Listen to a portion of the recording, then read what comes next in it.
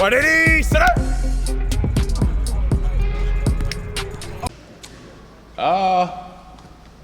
People call me Draco, Drizzy, basically all the famous Drake rapper names. Are you allowed to say what your brothers call you? They call me Lil Body, Draco, 10, not much. Not double T though. Yeah, exactly.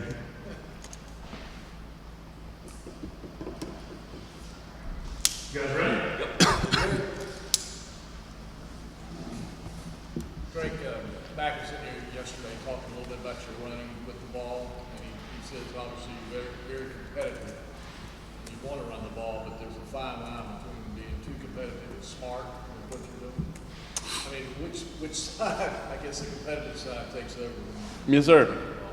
I think I did a better job of just protecting myself. I think that first sideline hit, just gotta get out of bounds. I mean, it's just so hard when the first down's right there. Just hard for me to run out of bounds. Just my mentality.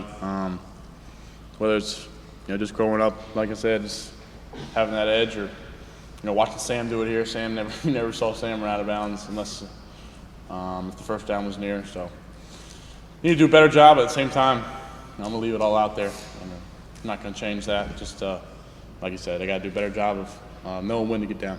Did you get to watch any of Sam's game on Sunday? Yeah, we got out of here about 6. So I checked the score. We're coming out of practice. It was 21-3.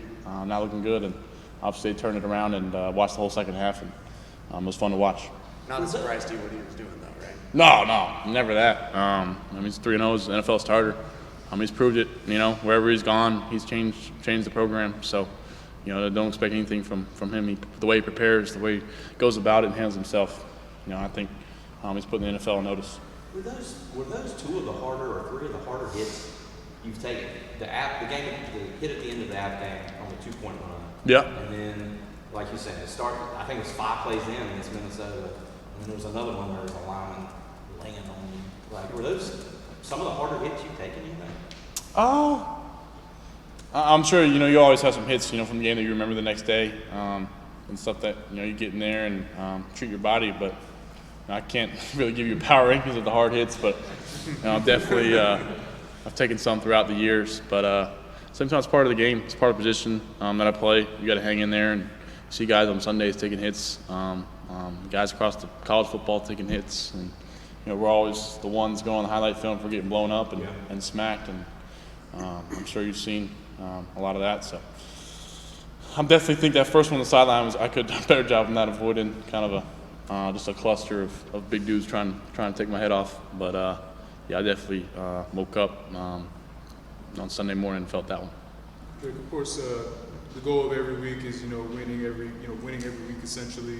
With conference play starting up, does anything kind of change as far as urgency or anything like that? Just knowing that it's somewhat of a race to Charlotte. Yeah, I think it's just a kind of a new scenario with the no division. Every game, in the ACC, every opponent, Pitt would be on our side anyway. But it's kind of a tone setter. Pitt, like Coach Brown's been preaching.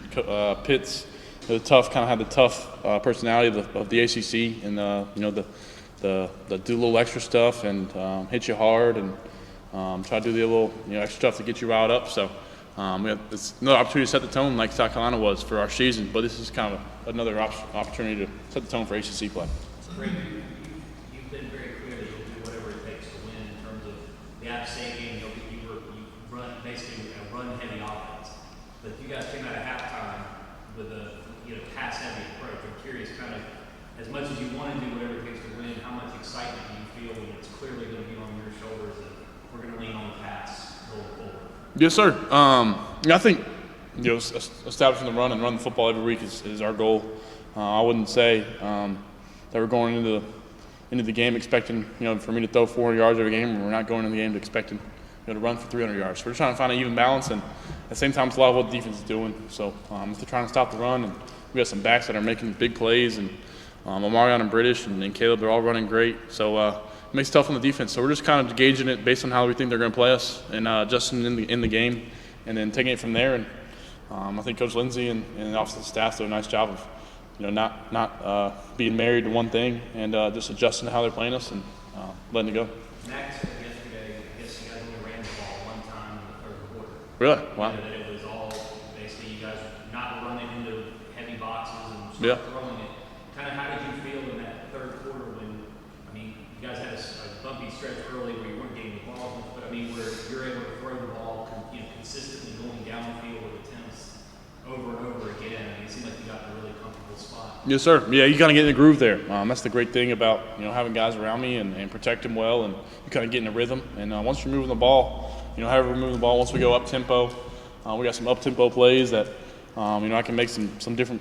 We can throw it and run it, and so it makes it tough on the defense. We try to catch them subbing, and we felt like on third down it was best to go fast and throw the rock, and it was working. So we kept on moving the ball well, so we didn't want to change that. Drake, right now you all have, I think it's the second highest third down conversion percentage in the country. Really?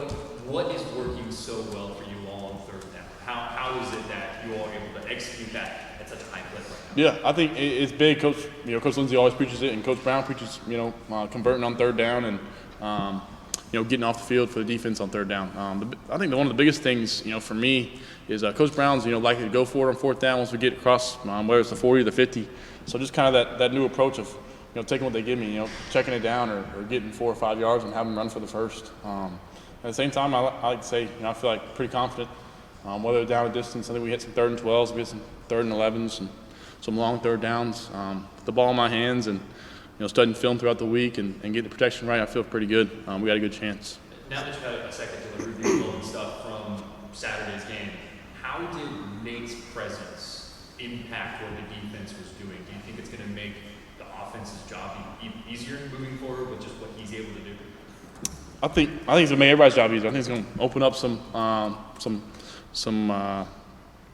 one-on-one opportunities for guys on the outside, and those kind of sneak the tight ends in there. They made some big plays on Saturday, so I think that position, Kobe's been in that position a little bit, that slot position, and same with Nate, just trying to mix them up and get them all in there, and kind of make it hard for the defense to realize where Nate's at or where Kobe's at, or hey, Bryson and Kamari are in, or hey, Bryson and Cope are in, or hey, they're all three in. Just mixing up the personnel makes it tough.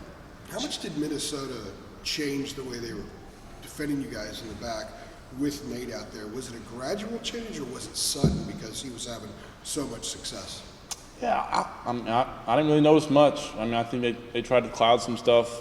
They didn't really bracket him. They played that kind of that quarters with the inside nickel. So I don't think they really changed much. Obviously, he caught 15 balls for 170. So it's not like they shut him down in the second half. You just mentioned Kobe. Yeah. Most of his reps were on the outside. Yeah. Stark difference from the first couple of games. He told us back in August he's gotten quite a bit of work on the outside. Where is he in your eyes as a guy that lines up outside when Nate's at slot? Yes, sir. Yeah, he's tough. What can he bring to you guys now? Yeah, he played a lot outside in high school. I think he's one of the best high school receivers coming out of North Carolina in our class, in the state. I think he broke a bunch of records over at Kings Mountain. I remember watching his highlight tape. So he can do a lot of things. That's the thing about Kobe's versatile. He played in the outside against Clemson in the AC Championship. He's good one-on-one when guys want to go out there and press on the outside. And it's a guy I trust. We've had some big plays together, and he's caught a lot of balls from me. Coach Lindsey was saying. Go ahead. Yeah, Matt was saying yesterday, he was talking about the freshman wide receivers trying to get them to learn some plays as well, in the case that they get some reps in games. From what you've seen, just doing reps with them and even just observing them in practice, how have you seen those guys, those freshman receivers come along? For sure, they're coming along. They're doing a nice job. I think, credit to the younger quarterbacks too. Connor and Tad, they've taken them after practice. I see them working on them, routes and stuff. And even me, I try to do my best. I'm throwing with the older guys, but at the same time, I try to, grab Chris Culliver, grab, Christian Hamilton, or Paul, or Doc Chapman, grab those guys and, get a route here or there, and maybe a route in this week that they may be in on. So just try to, move them along. Anytime, with coming into the freshman, you're just trying to learn the playbook first, and then, I think it's tough going up, to Pitt in a night game and throwing in a true freshman in that environment against a team like that. But we're going to need them later in the season. Injuries happen, and kind of like the same things last year. Kobe and Gavo stepping up. When Josh and AG went down, they got to be ready. just going over that real quick. When you say you pull him off to the side, get a couple more routes with him, about how long after practice are you, kind of working with him and doing that? Yeah, it could be, you could throw one route, it could take 5 minutes, or you could be working a couple different routes, it could be up to 20 minutes. So I'd see Tad and Connor, we're all, us quarterbacks, we're all usually out there extra 20 minutes after practice, kind of fine-tuning things and getting stuff during practice that we may have missed on. I missed a few posts today, I overthrew them, so I was getting that after practice, so just little things like that. Coach Lindsey was You saying, were mentioning earlier about Pitt being a hard-hitting team. And, Yeah. Maybe a bully type team. Like, was that reinforced to you last? I mean, I know you were up there 2 years ago for the overtime game, and Sam was running around. But was that reinforced to you last year in the game here? Just the way they play. I think you had your hand cut up during that game. Yeah. Like, did that open your eyes? Like, these guys are kind of a hard-hitting bunch. Yeah, I think they try to, kind of play that bully ball and have that mentality going in the week. I remember the dude last year at the press conference, one of the linebackers said we tried to do the same thing we did in Malik Cunningham. That's right. Good memory. And if he doesn't get up, then it's not our problem. So I had that mentality, and they see how it worked out last year. So just going on the same type of mentality and trying to win game and play, not hurt ourselves offensively. Coach Lindsey was saying yesterday that you guys do a lot of work on scramble plays, like the first touchdown to Nate against Minnesota. Like, how do you practice that? Just improving, thinking on your feet. I mean, because every situation is different. Yeah, no doubt. I think one of the biggest things is our defense. They do a good job in 7-on-7 and Skelly. When something's not open, I do my best to try to get out there and make a play on the scramble drill. We have certain plays sometimes in practice where we script a scramble, just so I get out there and work on the scramble and getting open. That's tough. It's so hard during fall camp to really replicate that because I'm trying to hit everything on the first, second read, and then even sometimes you get to the third, you get to move. So that's a lot of the football, and that's a lot of what I feel like is one of the better parts of my game, getting out of the pocket and making plays. So it's kind of hard to replicate real life because they can't really hit me in practice. So in game, it's kind of just a kind of a feel thing. I feel like our guys got a great feel. Last one.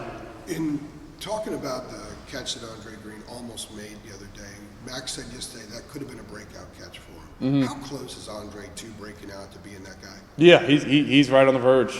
He kept on. He texted me after the game. I got to make that catch, and he wants it. And he's got the tangibles. He's just still kind of learning it, and he's getting down. Last year the problem was kind of knowing what to do and how to do it, and he's got that down. So just confidence and making that play. You saw him in the Oregon game make a big catch, so he's got it in him. It's just getting more confidence, and I got to do a better job of finding him open. So, thank you.